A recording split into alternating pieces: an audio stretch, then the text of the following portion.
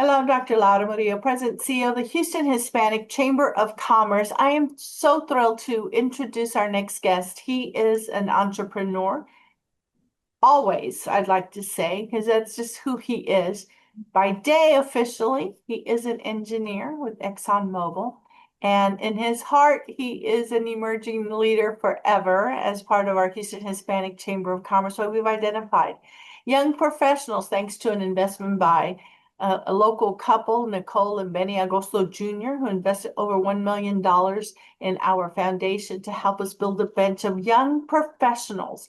And of course, when you hear this story about Roberto and his family, you're going to learn a little bit more about the true spirit that is here in Houston, Texas.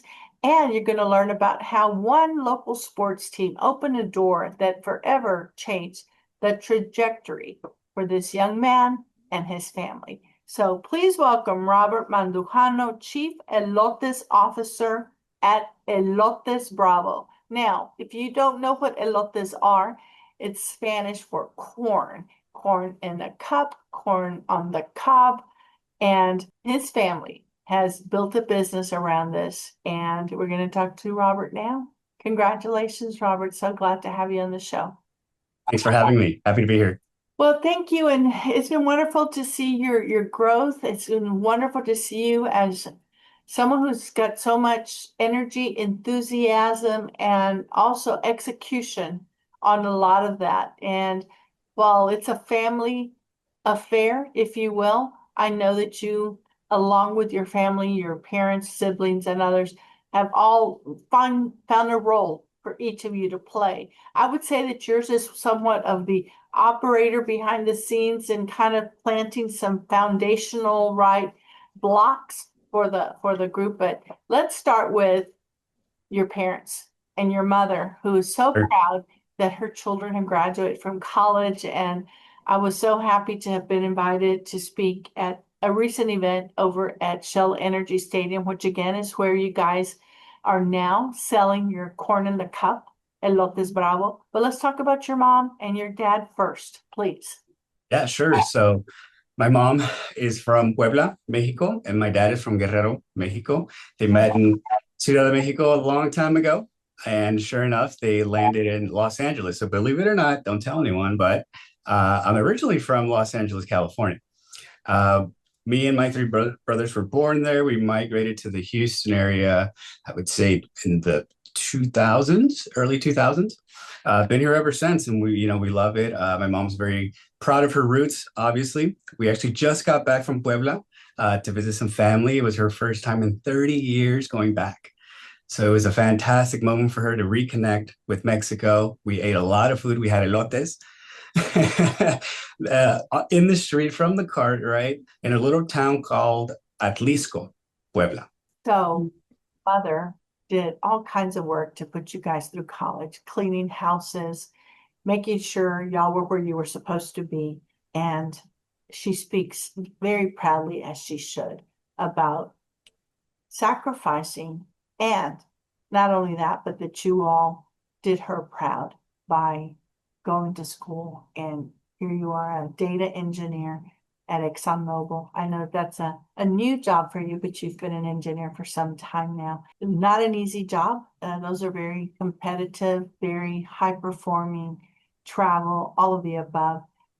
And yet you've still made time in the evenings and weekends, scheduling multiple venues for your family. So how did this go from your mom and dad selling elotes pretty much out in the Houston area, out in the streets, if you will, Yeah.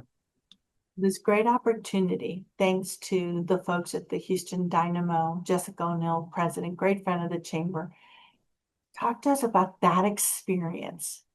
Yeah. So one thing I'll say about my parents is that they're grinders, they're hustlers. And that's the one key thing that I think us, well, at least me and my brothers, that was instilled in us very early on. And so giving up on a project or not completing something was never an option. There was always a way, even if it wasn't the perfect way, right? And so Elotes is a prime example of that. If never giving up, believing in your vision, in your dream, and executing with a thorough plan, right? Or at least a decent plan, right, to get you along the way. And so our story with Shell Energy Stadium is actually a funny one. Back in COVID days, we were on the brink of closing, and I said, hold on, let me step in, let me try to help. I've been in corporate, I know a little bit about everything, right? And so I took full control and had this great idea and thought, why aren't there elotes, real elotes? I'm talking authentic street elotes at the stadium. How hard could it be? Turns out very hard. I think I was rejected a couple times, believe it or not. I have the emails framed at my house because it's a prime example of never giving up. And so all I needed was that one pitch, and that's all we had. And so we went in there. I had a little presentation. If I look back at it, it was very amateur, right? But I think the words that were spoken said enough, right? And the whole family being there present as well. I think it was enough to get the buy-in from them. And so we worked through the whole process, and I told my mom, guess what? We're going to be at an MLS stadium here in Houston. And she's like, what? We went to go take a tour. She was just crying and couldn't believe it, right? And so that brought me a lot of joy. We didn't expect this to happen. I just wanted to help my parents, right? And it evolved into something a little bigger now, of course, but and that's just how it happened, right? You just get told no. I'm still getting told no at other organizations, believe it or not. It's a matter of time.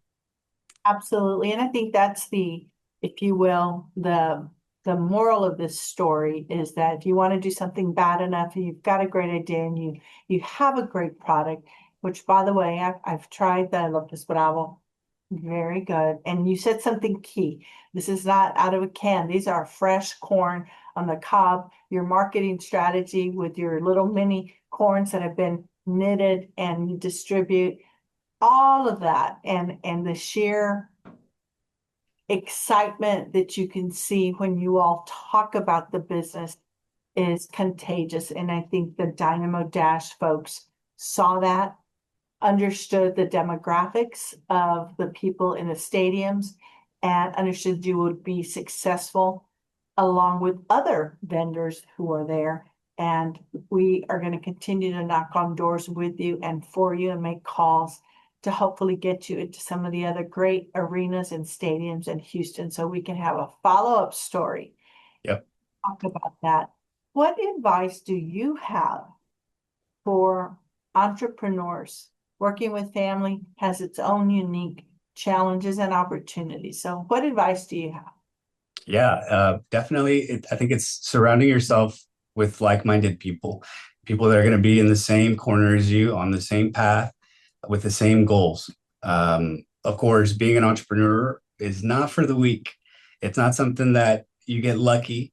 It's not something that's handed to you. You create your own destiny.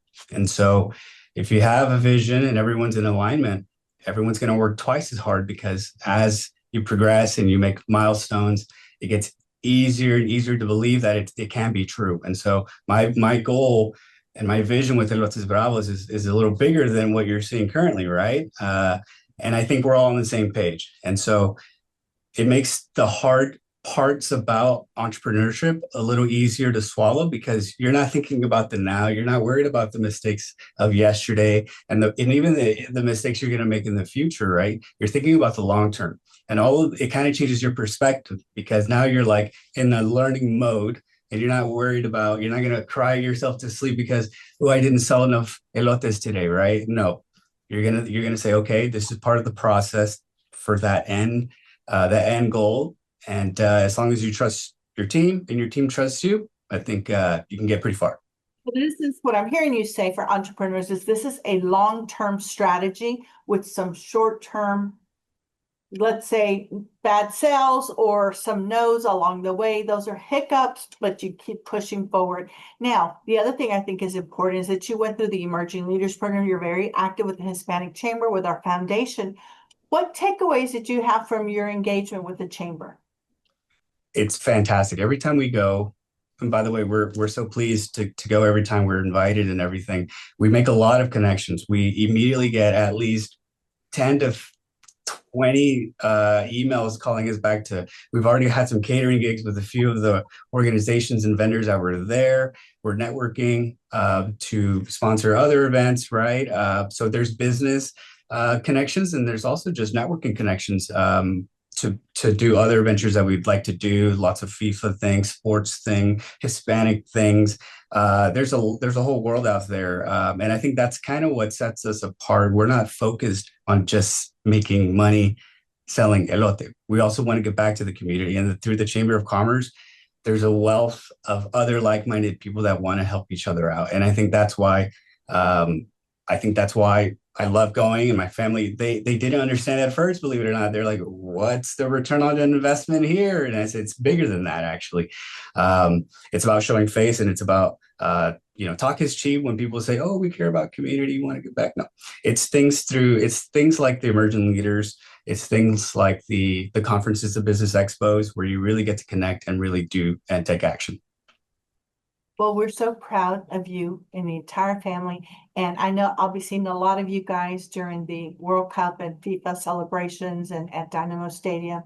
And mark my words, I know that we're going to have a follow-up interview about how you guys have continued to grow with your tenacity, your families, you just, as you said, grit and faith that good things will come because you're working hard at them. I know it's going to pay off, and I look forward to seeing you soon.